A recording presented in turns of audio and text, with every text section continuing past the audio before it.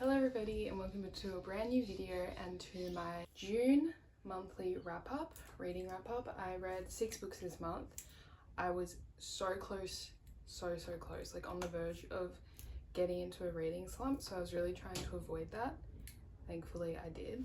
I did really well with my June TBR. I believe I got to 4 out of the 6 on there, which I think is really good.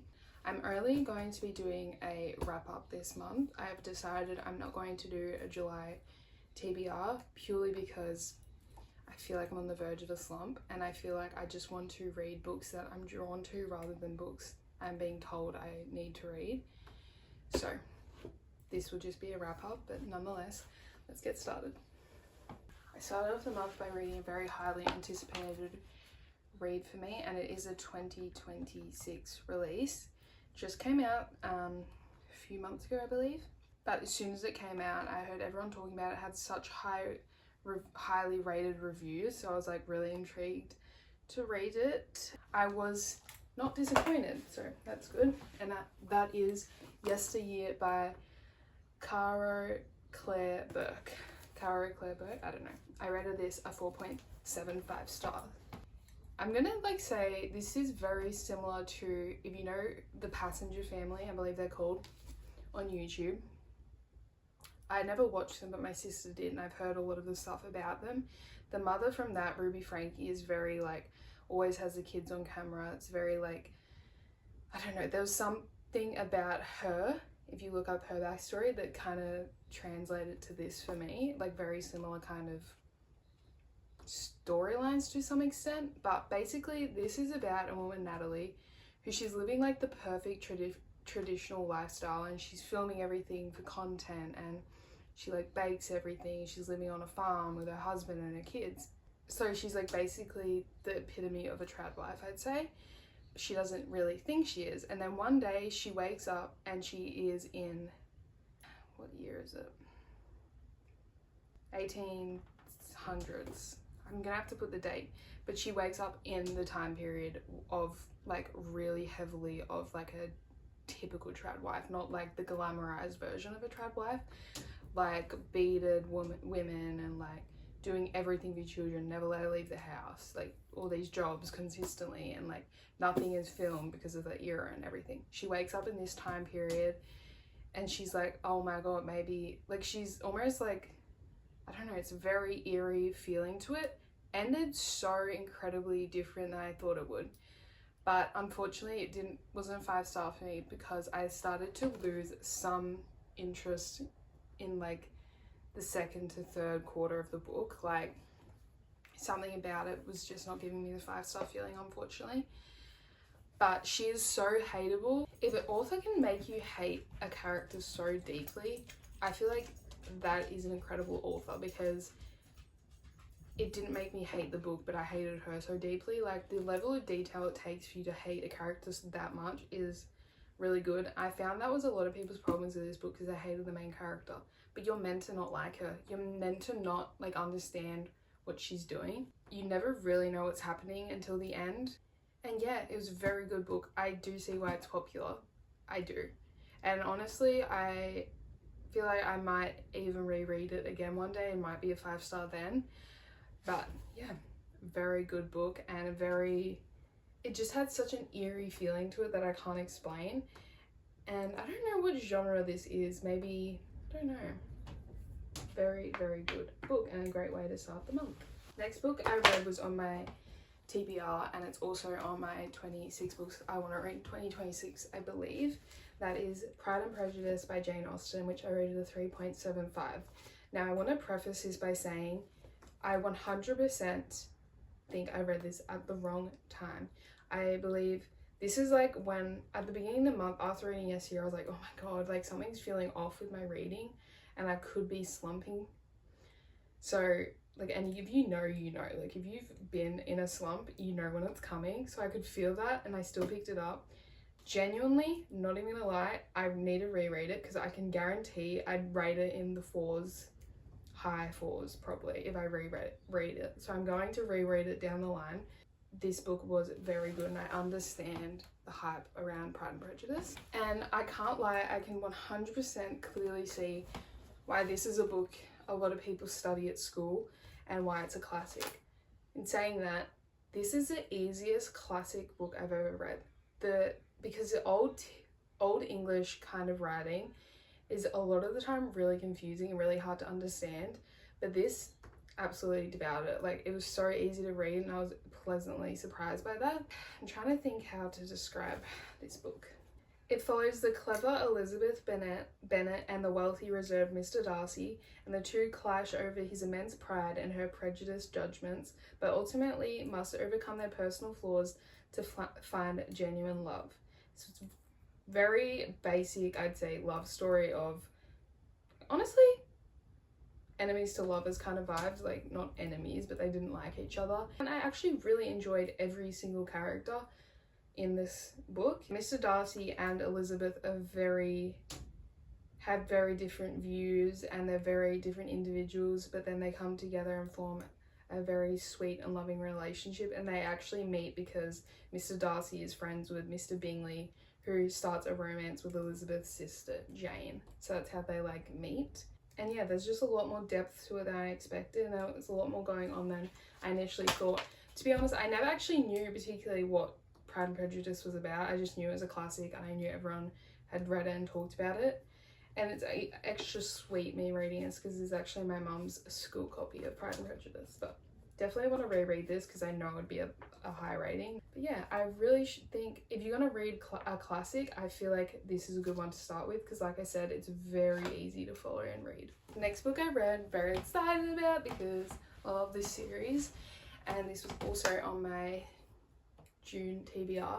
I hadn't had a 5-star in a while, so I was very excited because I read Hunger by Michael Grant, which I rated a 5-star. Love this book. Second book in the Gone series, and 2 for 2, both 5-star. We're on a good track here. I honestly can see this being one of my favorite series of all time, and that's 100% credited to Bodhi because I had never even heard of it until he told me I'd like it. And honestly, this could be the reason I started kind of slumping a bit more because this was so good. And after I read this, I only wanted to read Dystopian. That's all I wanted to read. But in saying that, this is book 2 in the Gone series. In the first book, I'll give you a brief synopsis. All the adults and children above the age of 15 and 15 start disappearing and they don't know what's happening. And it's left anyone under 15 years old alone in this town. And there's a big sphere dome situation that's trapping them in this town. Now, they don't know what's happening, and then they figure out how to stay alive if you are turning 15.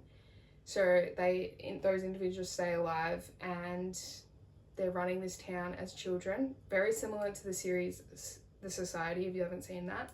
And then powers start arising. The people from this town start having a war, basically, with a school that's above the town. It's in the same town, but it's like not at the lower part of the town. So they're warring with this, like, I'd say private, troubled teen school. That's kind of the vibe it's giving. So that's the basic synopsis. Then in this one, Hunger, it's basically about them running out of food and finding ways to get food. But in doing so, they find creatures like, they find a huge cabbage field, but in this cabbage field, it's got like creatures that literally infest inside of you. Like, if you go into this field, a few people died because these creatures infest themselves in them and like coming out of all. It's very gruesome, I'm not gonna lie. For a children's series, like a YA series, super gruesome, which I knew going into it, reading the reviews, because everyone said it's very like gruesome and eerie and stuff, and I was like, oh, surely not to that extent. So gruesome, so gruesome. But yeah, it's literally, this book is mainly about them finding food, staying alive. Also they're kind of separating because there's people with powers and there's people that are normal. Now the people that are normal hate the people with powers, so they're all at war. So that's a big part of this book as well. And they discover a creature that has lived buried deep in the hills of this town, and it's like kind of entrancing the teens to come to him and like help him, and it's like this weird sinister creature. Yeah, and that it's just like this creature's hungry, the town's hungry, they're at war again with the school children, and yeah, basically they're starving to death and they don't know what to do. They figure it out at the end, but yeah, very, very good. Loved it, and I'm so excited to read the rest of the series because I can really see it going up from here. But if you're going into this thinking it's just a sweet little YA novel series, completely wrong. Completely wrong. So gruesome. Compared to all the other YA books I've read, like probably the most one that's like more sinister I'd say is Hunger Games, purely the death wise and all that. But this, very, very gruesome. So that is your warning, but 5-star, and I'm so excited to read the rest of the series. The next book was Bodhi's book club pick for June, and it's actually my third book from this author, and that is For One More Day by Mitch Albom. I rated this book a 4-star, so the other two I rated one a 6 and the other one a 5. I loved them both. This one I really, really enjoyed as well, but it just didn't have the same feeling for me as the other two did. I think Lacey had the highest rating. I think she rated it a 4.5. Bodhi rated it a 3 point something, but still very good ratings. See, all these books to some extent are true I believe, yeah, to some extent they're true, mixed with a bit of fiction. But this one follows Charlie Benito, who as a child was told you can be a mummy's boy or a daddy's boy, but you can't be both. Like, he wouldn't let him be both, so he chooses to be a daddy's boy because he wants the approval of his dad and he wants to be like his dad. Then his dad one day just disappears and isn't involved in his life. Now he's an adult Charlie, and it's like decades and decades later, and he has destroyed his life because he's an alcoholic. He doesn't have a relationship with his adult daughter anymore, and he's divorced. Now this is probably when it starts to turn a little bit.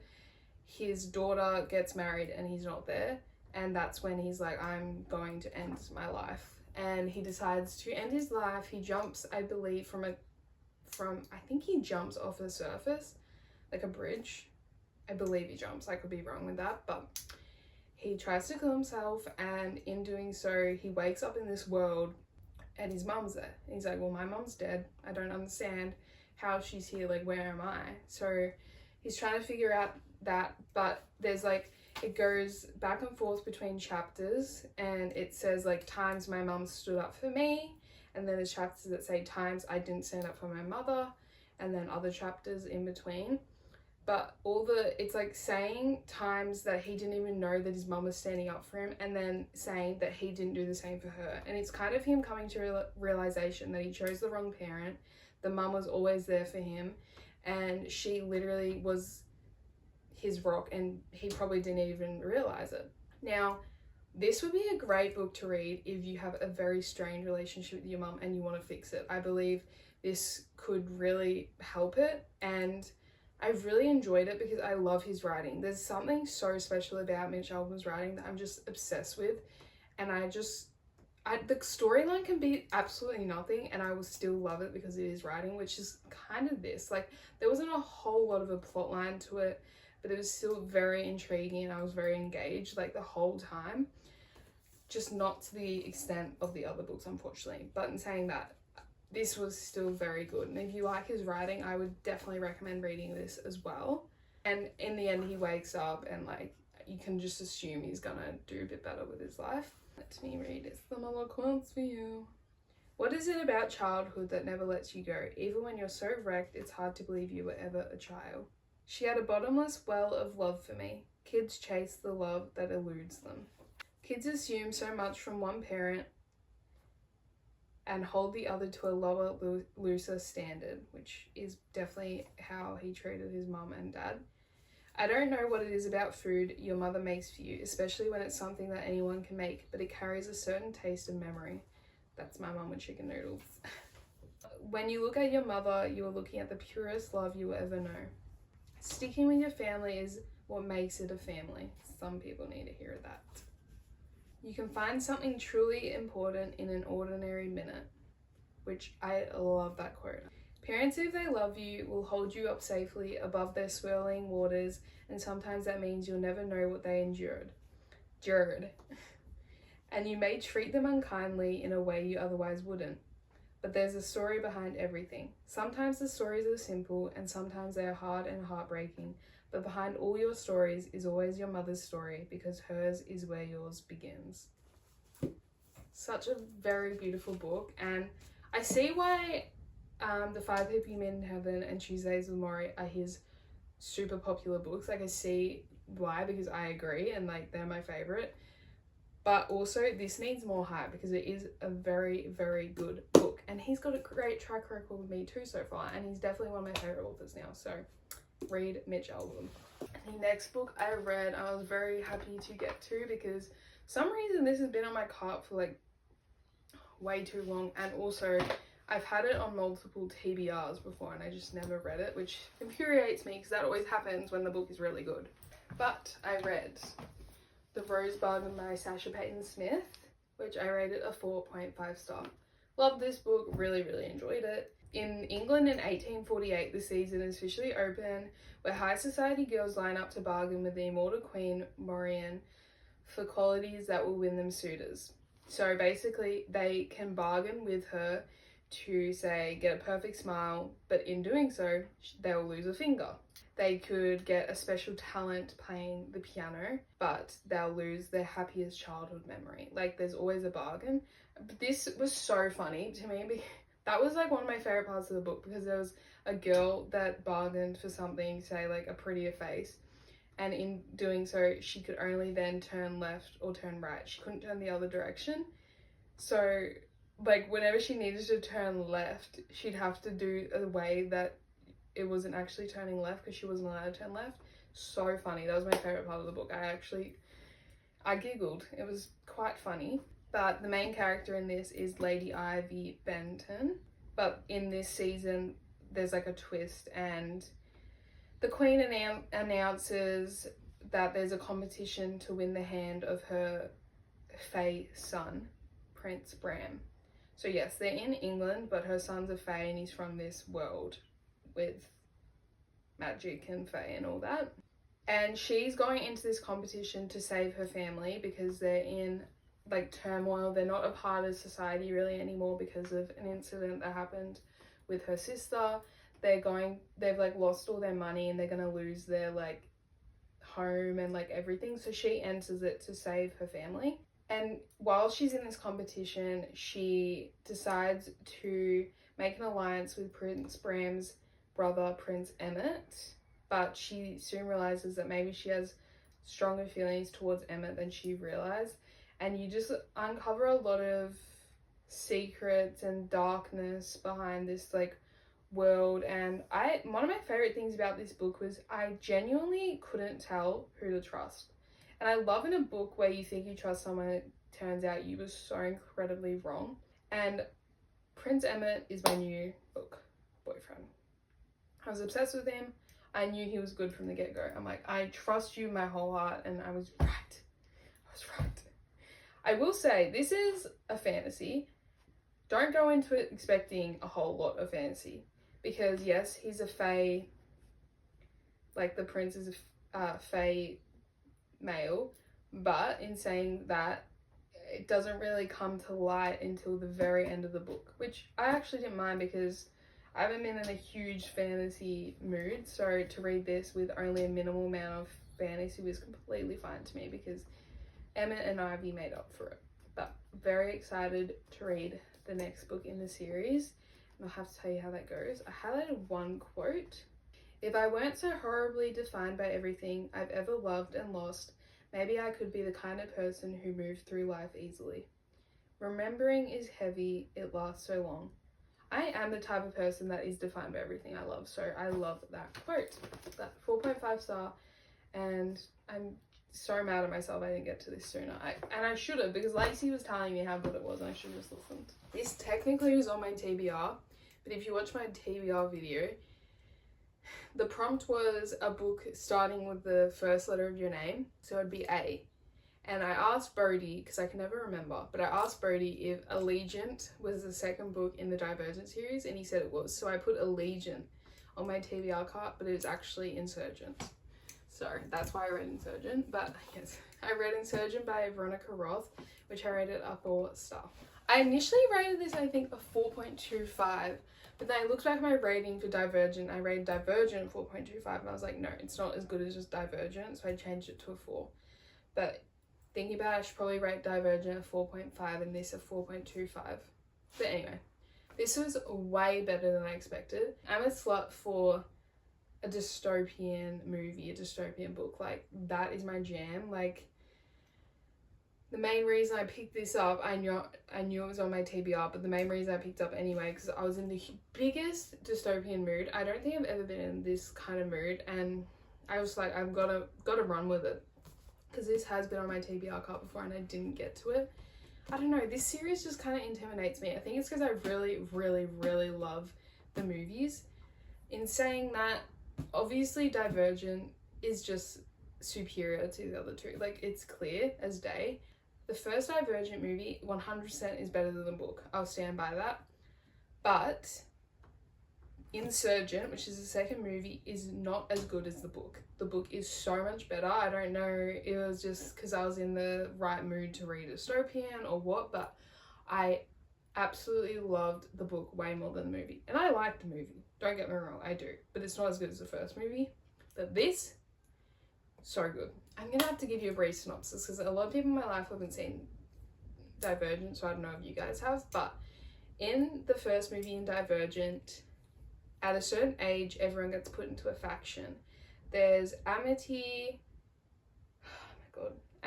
Dauntless, Erudite, and Abnegation. They're the 4 factions, and you get put into one based on, like, you do a test, and the test is meant to help you decipher which one you're meant to pick. But certain amount of people will get put into every house, or a couple, and that makes them Divergent. So they're like the outcasts, and you're not meant to tell people if you're a Divergent. And at the end of the first movie, the main character Triss, she joined Dauntless, but she was initially from Abnegation, I believe. She's initially from that one, which is like very helpful, and they're not obsessed with like how they're viewed as themselves. Like, they don't look in mirrors. They're very useful individuals for this world because they like help the homeless, like the factionless, and they are very selfless. That's the correct word for it. They're very selfless. Now, Triss moves from Abnegation to Dauntless, and Dauntless is like the thrill seekers, and they're very, thrill seekers. They're like jumping from high heights. They jump off trains. They do all these crazy activities, and they're very adventurous individuals. And she moves into this one, and she excels. She does. But she is a Divergent. So at the end of the movie, all the Divergents are getting hunted by a group of individuals. So this one starts with them in hiding on the run. It's Triss, her boyfriend 4, her brother Caleb, and a group of individuals that are running. But in this one, she's like dealing with a lot of feelings of guilt because she had to kill her friend, and she doesn't want really people to know that happened. She's uncovering radical new discoveries and relationships that are shifting. She doesn't actually know who to trust, and this book is really about trying to take down the group that is organizing the killing of the Divergent. And all the factions are kind of dismantling at this point, and there's, no one is really trustworthy, not even siblings, apparently. Which is also what I love about these as well, because you really don't know who to trust in this either. And there's so many hateable characters that aren't actually as hateable as you thought they were, and vice versa. Some people you love and then you end up hating. At the end of this book, you find out that they're actually all in like a simulation kind of thing where they were put into this world with factions and stuff to see how humans would deal with being put into groups and stuff. So in the next one, they trying to figure that out. But I don't know if I described that very well. But if you want like a really, really dystopian book, Divergent is the book for you. The faction aspect is very good and it's very well done, I'd say. Still am intimidated by this series for some reason. I looked up, because I'm a spoiler girl through and through. I'm a spoiler slut, okay? I don't know why I keep calling myself a slut. Anyway, I love a spoiler, as you know, if you watch my videos, which I haven't given you any today, so good for me. But I love a spoiler, and I looked up just to make sure if Triss ended up with 4. And it said that he ended up with the best friend. So then I was like, well, I don't want to read it if he ends up with the best friend, because that's just wrong. Doesn't make sense. And it didn't happen in this one, so I'm like, is it going to happen at all, or was I lied to? But nonetheless, really enjoyed it. A 4-star. It wasn't as good as Divergent book, but in saying that, way better than the movie. So if you're not sure about the movie, maybe read the book. I'm not picking a TBR for this month because, one, I'm still in the biggest dystopian mood. Don't know why. Like, I love, something's just so special to me and healing to me about a YA dystopian book. Can't lie. Something just heals me in my soul. Maybe it's because I never read the classic dystopian fantasy books when I was a teenager. Like, I never read Hunger Games, I never read Divergent, I never read Maze Runner, I never read Harry Potter. Like, I never read any of those books when I was a teenager or a child. So now I'm in my early 20s reading them, and it heals me. These are the 6 books I read in June, and I was very happy. I had a very high rating month, and I think I needed that, because if the books were really bad, I would have slumped. So I'm hoping I'll come to you at the end of July and I won't be in a reading slump, but we shall see. Well, Mitch Albom's my new favourite author. Hype around Yessie is definitely deserved. Pride and Prejudice is a perfect classic. Hunger and Insurgent are great dystopian YA universes to get into, and The Rose Bargain is a very easy fantasy book to read. Great books this month, and I can't wait to see what July brings me reading wise, and I hope you enjoyed my video, and I'll see you again soon. Bye!